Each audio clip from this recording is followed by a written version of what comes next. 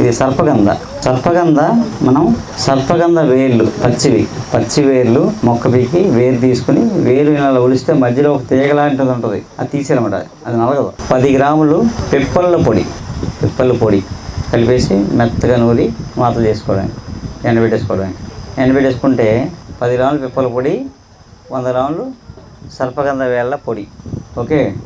అవి మాతలు చేసి అలా ఎంతో నేను ఎండలో ఎండబెట్టేయడమే. అవి దాచుకోవాలి, సంవత్సరం ఉంటాయి, పర్లేదు. బీపీ ఉందని తెలిసిందనుకోండి, అది అంతే. పెద్దోళ్ళు అయితే 2 మాత్రలు, 20 బిలో అయితే 1 మాత్ర పొద్దుటే వేసుకోవడం. 40 డేస్ వేసి మానేయడమే. ఇంగ్లీష్ మందులో జీవితాంతం వేయక్కర్లేదు. 40 రోజులు వేయడం, మళ్ళీ ఎప్పుడన్నా కనిపిస్తే మళ్ళీ వేసుకోవచ్చు. 2 3 వేలకు మళ్ళీ. మనం ఎంత ప్రశాంతంగా ఉన్నా మనం ఉన్నావు కదా, మన సెల్ ఫోన్లో టెన్షన్ స్ట్రెస్ పెరిగిపోతుంటుంది, పరుగు. కాబట్టి మళ్ళీ బీపీ రావడం సహజం. మనిషికి కోపం ఎంత సహజమో ఇప్పుడు బీపీ ఎంత సహజం ఇప్పుడు ప్రస్తుతం.